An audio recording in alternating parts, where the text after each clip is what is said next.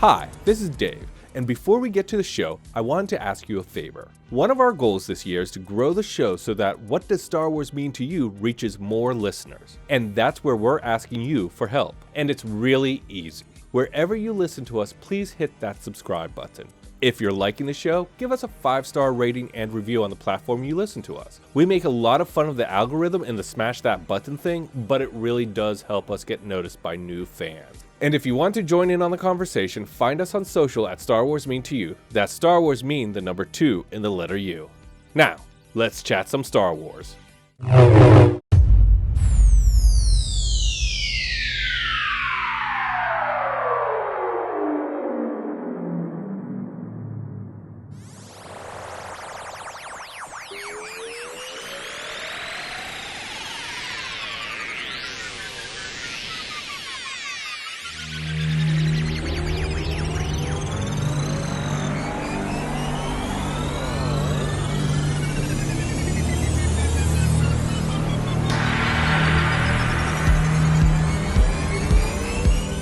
Why, hello there. This is Dave, and you're listening to What Does Star Wars Mean to You, Episode 1, Javier Grillo-Marxuach, Part 1. This is the show where we talk to all kinds of Star Wars fans, from industry insiders to indie artists, from mega collectors to obsessive mythologists, to find out how Star Wars impacted their life and why they still love it after all these years. I came up with this idea because Star Wars has become so divisive. Everyone has a different point of view, and I wanted to have a place where we could celebrate Star Wars with none of the hate. We can debate, we can disagree, but in the end, we all love Star Wars. Here's the thing, I'm not Wikipedia, I'm not a trivia guy, I don't know everything about everything to know about Star Wars. But I do watch all the shows, I read a lot of the books, I read a lot of the comic books, I play the video games, so I know my way around the Star Wars galaxy. But sometimes I just don't know things. For instance, today I learned that the thing in the trash compactor is Dianoga. I don't even know if I'm saying that right. That's another thing. A lot of my pronunciation's gonna be fun. Oh, and there will be spoilers, because today was the second episode of Mandalorian, Chapter 18, The Mines of Mandalore, and I want to talk a little bit about that. You know, right away, Mando goes to Tatooine. Okay, I don't want to get into recapping the show. I'm not a great recapper, but I do want to talk a little bit about it because when Mando goes to Tatooine to ask Peli for parts to IG-11, she's like, I don't have any parts, but, you can have this R5 droid. And Mando's like, okay, give me the droid. But he just spent the whole previous episode telling Greef how much he needs IG-11 and how he only wants IG-11. And all of a sudden he's like, well, you know what? Never mind. Just give me some rickety old fan service droid. And that kind of really bothered me. But what I loved about the episode is Grogu is the hero. Up until now, he's always been the one who needs rescued. But this time, he got to do the rescuing. And he can rescue a person. He knows what he's doing. And it's really fun to see him have more agency in the stories, to be more of a part and not just rescue bait. So that was really fun. And then I watched Bad Batch. I gotta tell you, I enjoy Bad Batch. I really like it. It gets a bad rep for feeling like it's a Sid Mission of the Week show. And I get that. It hasn't found its place within the Star Wars universe or its reason for telling its stories. But I think it's getting there. This season, the second season, is getting to be to really tell a story about what happens to the clones after they become obsolete. What happens to a soldier when there's no war to be fought. And this whole episode was a Crosshair episode who, you know what? He's an interesting villain. I like that he was part of the group and then was like, nope, I'm staying with the Empire. I'm going to kill me some rebels and stuff. Which is a point of view, I think, of like, what does a soldier do when there's no war? But this episode really saw him fighting that. Like, what am I fighting for? Who am I fighting for? He has to deal with this self-important, righteous, squirrely little imperial lieutenant who's like, The Empire does not have time for you, clone. And Crosshair wants none of it. And I find that interesting. And now we're really getting into what the meat of this story can be. And it gives the show more of a reason to exist and find its place within the larger galaxy of stories. But enough from me. Let me know what Mandalorian or Bad Batch meant to you and jump in on the conversation on Twitter or Instagram at Star Wars Mean to You. That's at Star Wars Mean, the number 2 in the letter U. After this quick break, it's part 1 of my conversation with Javier Grillo-Marxuach. I really enjoy talking to him. He is a fantastic guest, a fantastic thinker of creative and content. And we talk about his year without Star Wars, about growing up in Puerto Rico and seeing the first movie there, and of course the prequel trilogy. But enough preamble. I hate preamble in podcasts. I always hate when it's like, oh, but we'll get to that. If you're going to get to that, just get to that. So let's get to it. Here's a break. We'll be right back. Cinema Craptaculous is your podcast destination for all things movies, good and bad, streaming series, good and bad, and pop culture, good, bad, and the ugly. You get a totally different show every week, such as People Also Watched with Adam, Dave, and Tara. They're 3 industry insiders who always find the hilarity in the big-budget feature and the lesser-known feature you may have missed. There is, of course, the Expanded Universe. This is your place to geek out. John, Doc, and S'more are your geek experts to talk about what's going on in the world of streaming series, movies, superheroes, pretty much any showbiz geek topic, they're going to talk about it. And, of course, there's the show that started it all, Cinema Craptaculous, with Stephanie, John, and Dave. You don't even need to have seen the movies these guys talk about to have a good time. So what are you waiting for? Go and subscribe to Cinema Craptaculous wherever you listen to your favorite podcast. Today, my guest is a Emmy-winning writer-producer, a showrunner, a prolific writer of content, essays, comic books, and television, and a podcaster. He has worked on such genre content as Lost, The Dark Crystal Age of Resistance, Cowboy Bebop, Raising Dion, and The Witcher, just to name a few. I had a true pleasure of working with him, where I learned he was one of the nicest people in show business when I worked at ABC Family as a creative director for on-air promotions and helped launch his original series, The Middleman. Let's welcome Javier. Yeah, for which I'm eternally grateful, by the way. Oh, thank you. It was really a fun time. I'm going to dig up the middle manager of us together doing this. Being Die Hard in a building? Yes. I remember that so vividly. I haven't looked at those DVDs in a while, but I just remember making all of that ancillary content was so much fun, and we had such a good time, you know? It was a blast, and I feel like Middleman truly was like about 10 years ahead of its time.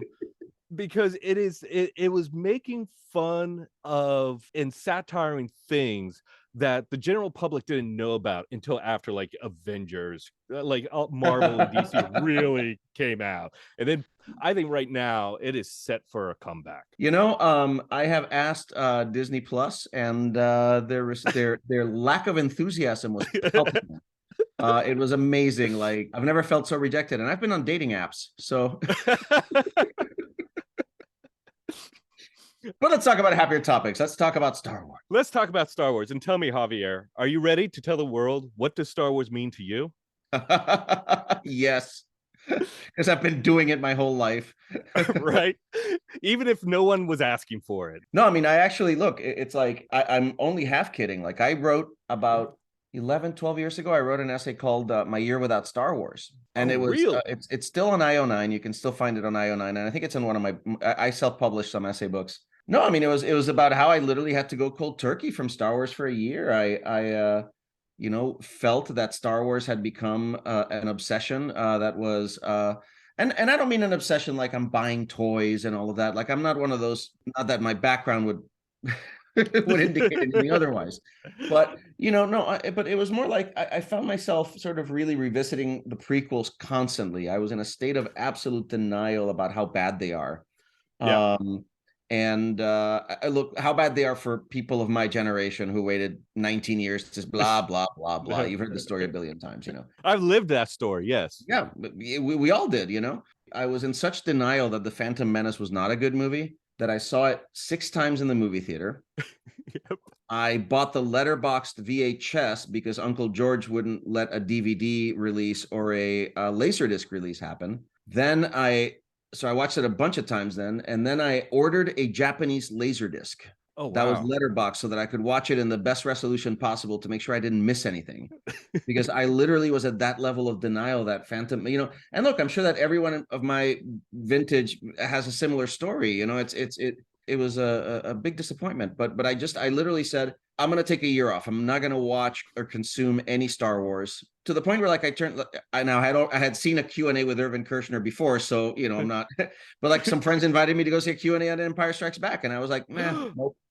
Cold turkey. Wow. Yeah. That especially with Empire Strikes Back, that is a true kind of self-disciplined thing. It took me 30 years to quit smoking. How am I gonna pass up an Empire Strikes Back? Yeah. So no, and that essay, but look, I think that essay is really, it's as much about Star Wars as it is about the divorce I was going through at the time. But it's very much about my relationship to Star Wars. And look, what Star Wars means to me is really simple. Like, Star Wars gave me my vocation. Yes. The flip side of people talking the prequels is that like people like, oh, George Lucas raped my childhood. But if I ever hear that again, I'm gonna punch someone, because George Lucas gave me my childhood. Right. Yes. And George Lucas gave me my vocation to become a writer. So, And your childhood doesn't change just because something in your 20s or mid 20s changed. Nah. It's still your childhood. Even then, let's say, look, I saw Star Wars in Puerto Rico. I was born in Puerto Rico. I was there till I was 10 years old. I'm Puerto Rican. And, I saw it when I was 7, and I'm this kid growing up in this island, and I saw this film and I said, this is what I'm going to do the rest of my life. I literally walked out of that theater knowing that whatever it was that was done there is what I wanted to do. And I spent the rest of my childhood learning, digesting every scrap of information, reading every issue of Starlog, Cinefex, fantastic films that I could get my hands on. So like, I can't, George Lucas is a saint as far as I'm concerned. And you know what? And I have one really nice thing to say about the prequels. Would you like to hear it? I would love to hear it. The prequels are the most successful independent films ever made. That's true. It's rare for people to realize that he just did it out of his own pocket. Yeah, just fuck it. Yeah. And you know what? Here's the thing. And by the way, the thing the prequels can teach us is that when you look at the sequel trilogy, it's so disjointed and awful. Mm-hmm. And at least the prequel trilogy was the unified vision of a single creator. Yep. If the political look, George Lucas is not Tony Gilroy. So, a story of senatorial intrigue is not necessarily George Lucas's wheelhouse. So some of that stuff is handled clumsily, or it's not as dramatically satisfying as you'd like to, or whatever. They at least represent what this one guy thought about the world, and you can watch those movies and know exactly what that is in a way that you actually can't even with the original trilogy, because he didn't direct or write, all of them. So, at the very least, George Lucas was able to achieve a level of commercial success that he was able to execute an artistic vision at exactly how he wanted it. And you got to give a guy kudos for that, And he was trying something. He didn't want to remake Star Wars, Empire Strikes Back, and Jedi. He wanted to expand the world. Mm-hmm. And I think that's another thing that he was very successful with. It's almost like he created these tent poles in history. Mm-hmm. And said, here are the important tent poles of this history. Yes. Everyone after me, fill in the rest. And then he shouted, "Release Filoni!" Yeah, exactly. And Dave Filoni came in and filled it all out. But by the way, like guys like Filoni, they are, look, I think they're genuinely living the Gen X dream and doing it right. Like accomplish some really, really great storytelling in a lot of media for Star Wars, so. And I think, look, for one of the jokes I tell is that the dream of every Generation X writer is to just remake Star Wars over and over again and be called a creative genius for it. And by the way, I think Generation X as a cohort of creative people has suffered enormously from it. I think that, there's a cancer in the brains of many Generation X writers, that's the one that sort of short circuits the circuit that knows the difference between knowing a lot about Star Wars and having life experience, Yeah. And look, one of my complaints about my relationship to Star Wars is when I think, like, I go on Wikipedia all the time. I'm in that rabbit hole constantly. I love it. It's like a universe I can go visit. I've gotten to the point where I actually prefer reference works about Star Wars than the actual narratives. I don't know what that says about me, but like I have a bunch of like design books and like the spaceship books and but books that are in canon, that are telling you like, but anyway, like I know so much about Star Wars that I imagine I'm like one of those North Korean history professors. like you literally spend your whole life learning history and you're like an expert in North Korean history, and then you defect to China and you're like, we didn't win World War II. Excuse me? He wasn't born in a cottage on a rainbow mountain made of gold? What? This is That's impossible. All this. Yeah, my mind is full of this shit. All of it is bullshit. What? And I honestly sometimes wonder like what great things I could have accomplished if I hadn't just filled my mind with all this Star Wars knowledge. But ship's kind of sailed on that. Yeah. Well, let's go to something I call 5 with the Force, which is this is supposed to be just a starter baseline of like where you are with. And we're having such a hard time breaking the ice here. I can see why you need to bust that out. That's the idea. I know. Let's do it. Let's do it. Force. I'm in. Force is with 5 me. with Force. The Force is strong. In the words of Donnie Yen. Well, he's not base. What? Donnie Yen's character's name in Rogue One. How can I forget that? You know what? I am so terrible with names. Wow. You know what? It's horrible. I can't even. No. But anyway, I know Base Malbius was his lover, but yeah, I can't remember. Anyway, but let's do the 5 with the Force. We'll get on. Okay. Yeah. I'll ask the internet while you ask the first question. Let's do it. Okay. So my first question: which Star Wars movie is your go-to favorite? Empire Strikes Back. Of course. I mean, not of course. That sounded like a whole way of saying that, but no, absolutely, of course. No. You know what? It's funny because the essay that I was telling you about started with me. Like I always rewatch The Empire Strikes Back when I'm in a bad mood. You know, like basically The Empire Strikes Back and the last. Look, I know a lot of people have issues with Return of the Jedi, but I got to tell you, like for me, Return of the Jedi, the last 45 minutes of Return of the Jedi are just magic. They're just magic. And so literally the entirety of Empire Strikes Back and the second half of Return of the Jedi are my go-tos at any whenever I'm in a bad mood or in a low mood. That's where I go. Chirrut Imwe. That's it. Chirrut. Yeah. The Force is with me, and I'm one with Force. Okay, so this next question's I have to roll a 1d6 to find out. Let's see. It is a 6. So, what is your favorite Star Wars spaceship or vehicle? Wow, that's a tough one. So I have a soft spot for the B-wing fighter. Ungainly though it may be, I really think that's a really cool ship. God, what else? The Chiss Clawcraft isn't half bad. Darth Vader's TIE X-1 Advance is pretty cool. The TIE Interceptors from Return of the Jedi are pretty great. But I think that I don't know, man. There's so many of them. The A-wing fighter is awesome. I think that I don't love the design of the Millennium Falcon, but I really like how like a lot of designers took those sort of those design flourishes and turned them into the Corellian shipyards. Flourishes, and then those are, I mean, like the Fondor Hullcraft that Luthien flies in Andor is basically it's a Corellian ship, and you can see like the design. Like I think what really appeals to me more than the individual design of any ship is sort of seeing how. So like George Lucas made a bunch of decisions in 1976. Like one of them was like I know this is sort of a digression. Forgive me, but so he made a bunch of decisions, right? Let's put Alec Guinness in that robe. He's in the desert. It's past it's earth tones. Let's do that, right? And then somebody picks that up and goes, let's just make that the Jedi costume, and then suddenly all the Jedi are walking around in these, robes. And it's like George Lucas made a decision and then somebody picked it up and then suddenly that becomes like the canon. And one of the things I really like about the spaceships, especially, and it's also the same with Star Trek, there's like 40 years of canonical and non-canonical history about all of these ships, and I mean, look, I even like Dash Rendar's Outrigger, so yeah. That's a deep cut. I like him deep. Dash Rendar, our stand-in for Han Solo when he's gone during after Empire Strikes Back. Yes. I was watching Lego Star Wars: The Freemaker Tales yesterday. Wow. And yeah, and I honestly believe a lot of great storytelling in the Lego Star Wars universe.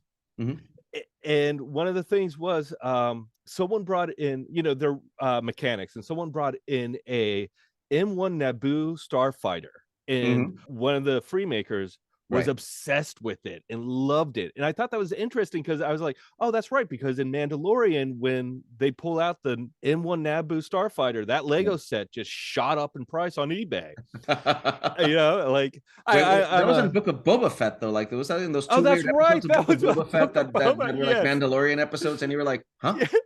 Yeah. Also, Book of Boba Fett was interrupted with the Mandalorian movie of the week. Yeah, it's like the Mandalorian just kind of burst in, and they brought back CGI Luke, which was weird because it had been so special when they did it, and then suddenly he's back and doing scenes, and I'm like, this was really nice, like as a one shot, but I don't want to watch CGI. Like I don't want to watch CGI Luke. You know, I loved CGI Tarkin. Make no mistake. Yes, me too. But I think like with Luke.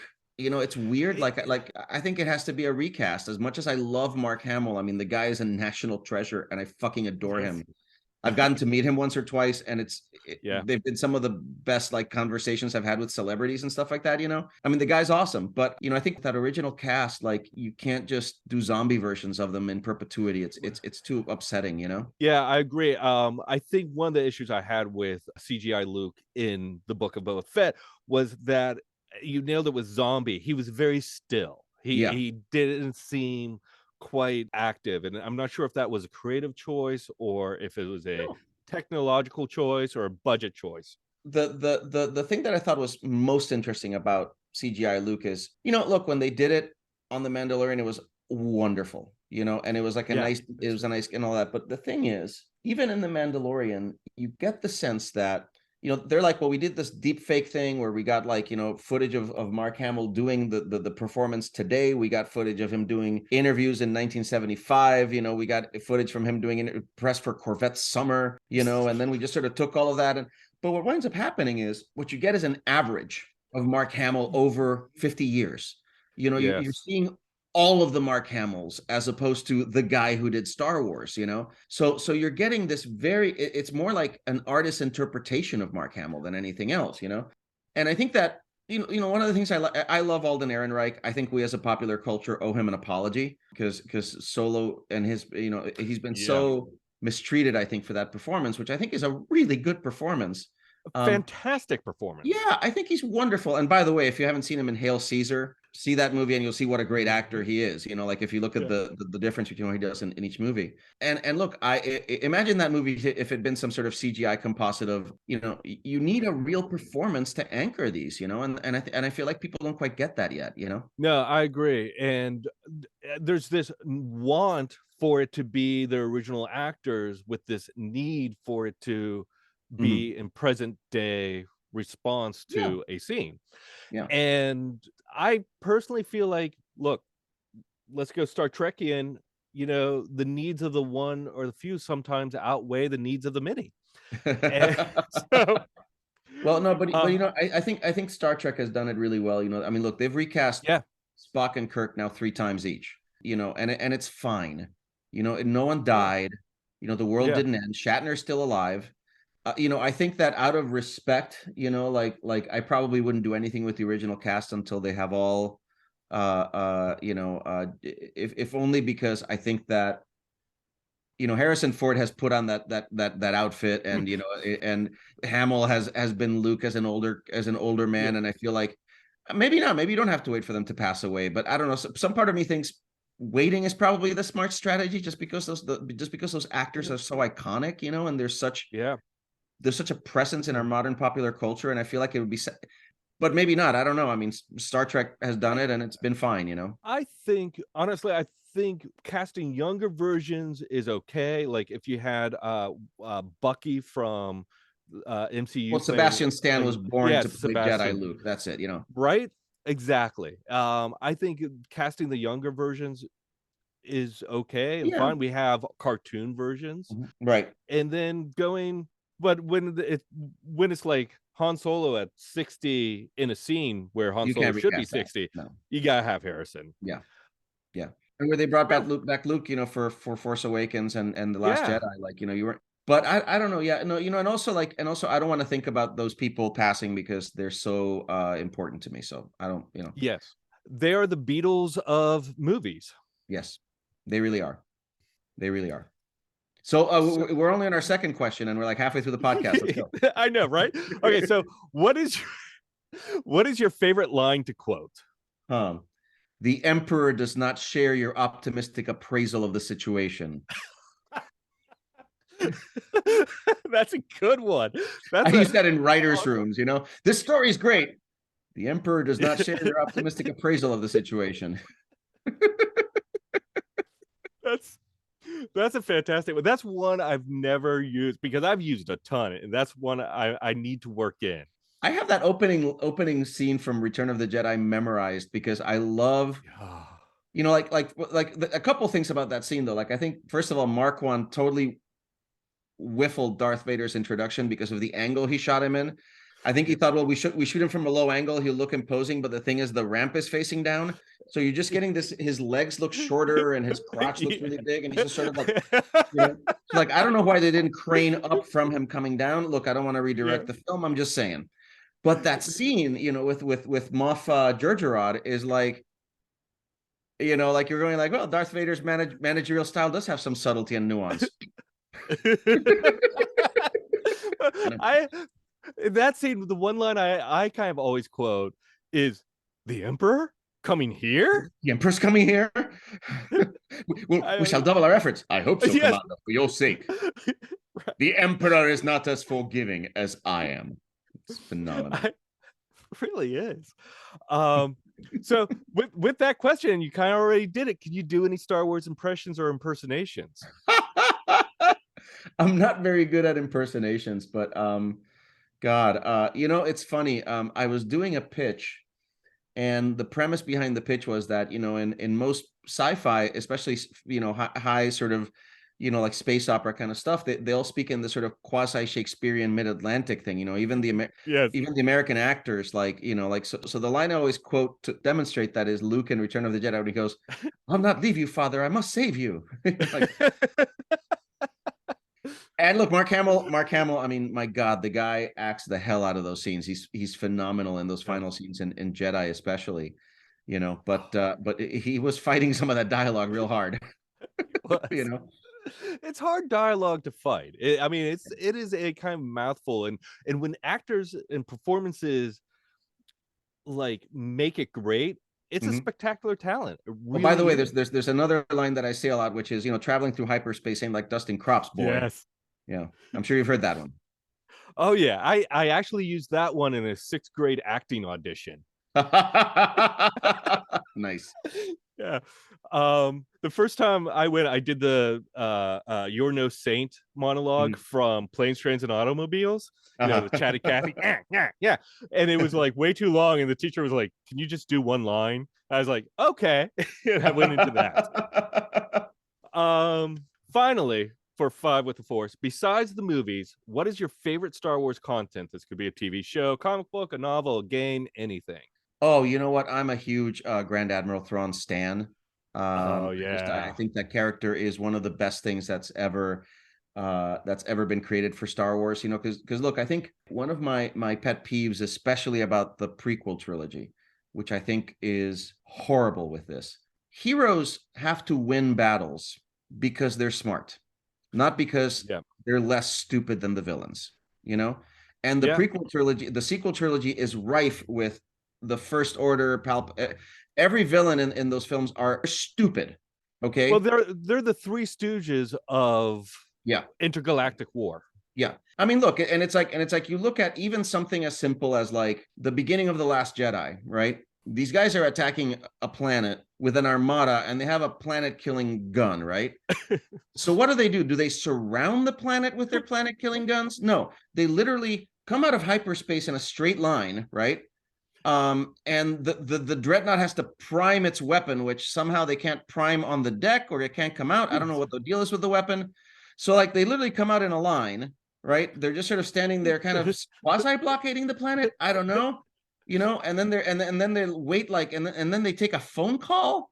And you're just like, what is happening here? And somehow the Resistance has 20 bombers that they can deploy out of where, I don't know what ship those bombers came out of. It is just the military strategy of those movies is bizarre. And it's bizarre because it's been invented by people who whose whole point of reference for it is Star Wars. Right. Yeah. But it's like when you watch, the Hoth landing in Empire Strikes Back. I mean, look, I'm not saying that they studied the works of George S. Patton to put that sequence together, but you get a sense that you're fighting clever villains. You get a sense that you're fighting competent villains, and it's what I could show you. Is video going to be part of this podcast or just audio?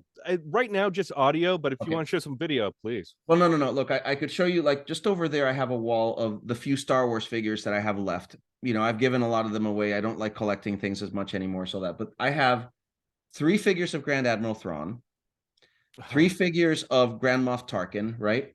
The 2 figures of Director Orson Krennic that were released after Rogue One, and the executor of the Yuuzhan Vong Nominor, which was the only action figure from the New Jedi Order, which, by the way, I loved. I read every book like it was a TV show. I did too, yes. But those are villains who are interesting. Those are villains who are clever. Those are villains who know strategy. Those are villains that are hard to outwit. And what I think ultimately with Grand Admiral Thrawn and all of the sequel books that Zahn has put out is he's evil Sherlock Holmes in the Star Wars universe.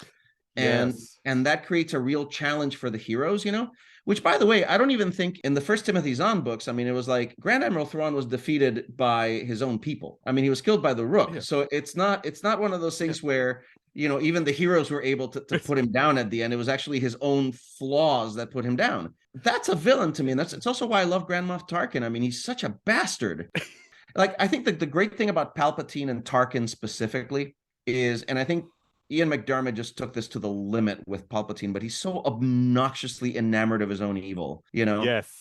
And especially in Return of the Jedi and the prequel trilogies, but in Return of the Jedi, that performance is so vile. He's just such a fucking dick, and it's interesting because as much as people sort of malign Return of the Jedi, the things that I have burned in my brain about Star Wars, like, honestly, the thing that I find disturbing about Star Wars is, what the fuck was Palpatine like? I mean, putting the dad to fight the son so he can own the son, it's so psychofamilially twisted, especially considering that he's basically Darth Vader's father.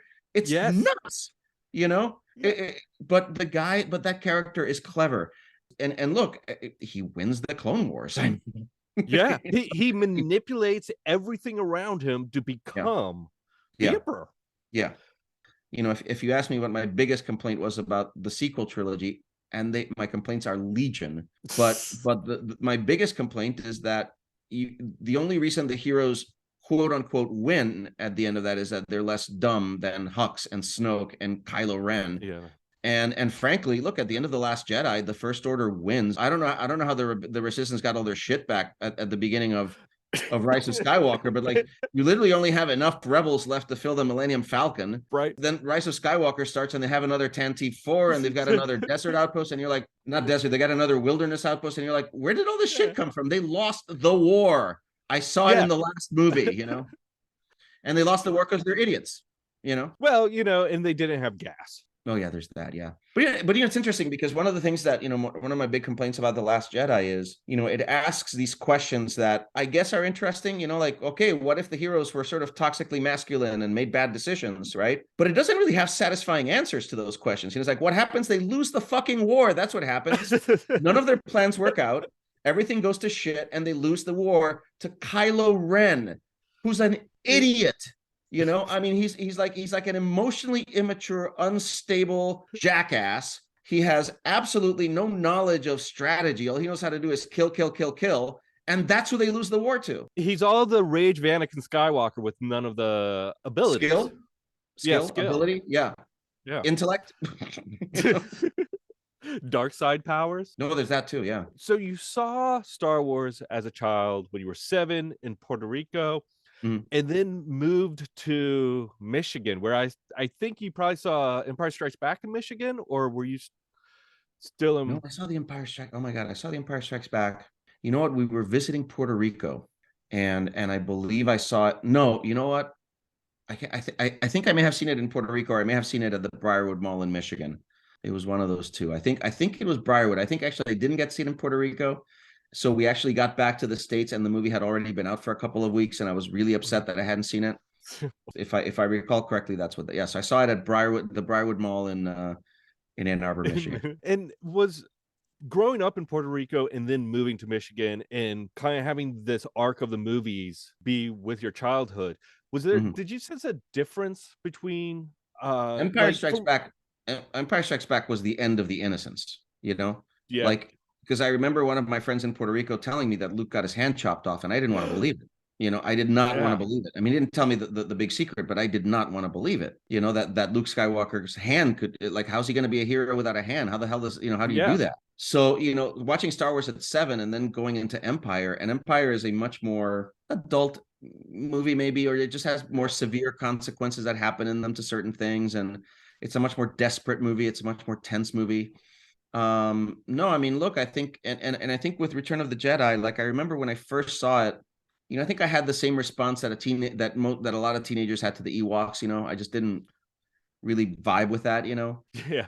Yeah. So that was kind of, so in a weird way, like, Star Wars was like, that first bloom of, oh my God, this is beautiful and great. And then Empire was sort of like, oh wow, being an adult sucks, and then, and then Jedi was like, here's Teenage Rebellion. I hate the Ewoks.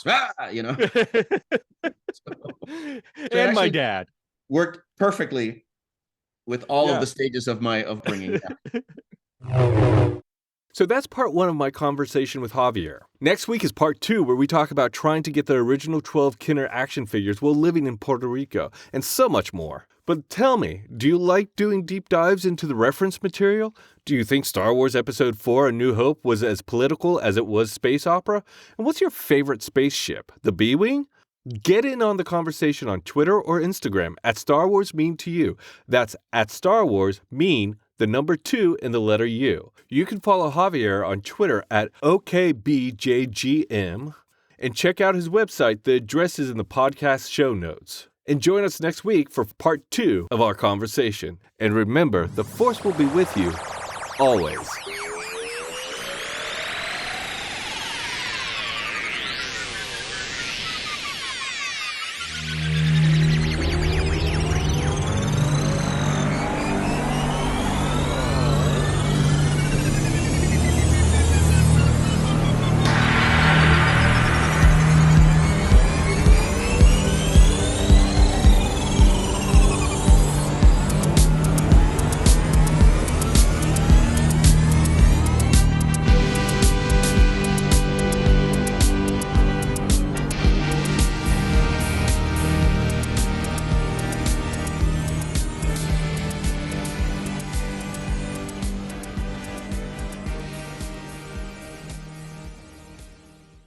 Hi, this is Dave, and before we get to the show, I wanted to ask you a favor. One of our goals this year is to grow the show so that What Does Star Wars Mean to You reaches more listeners, and that's where we're asking you for help. And it's really easy. Wherever you listen to us, please hit that subscribe button. If you're liking the show, give us a 5-star rating and review on the platform you listen to us. We make a lot of fun of the algorithm and the smash that button thing, but it really does help us get noticed by new fans. And if you want to join in on the conversation, find us on social at Star Wars Mean to You. That's Star Wars Mean, the number 2 and the letter U. Now, let's chat some Star Wars.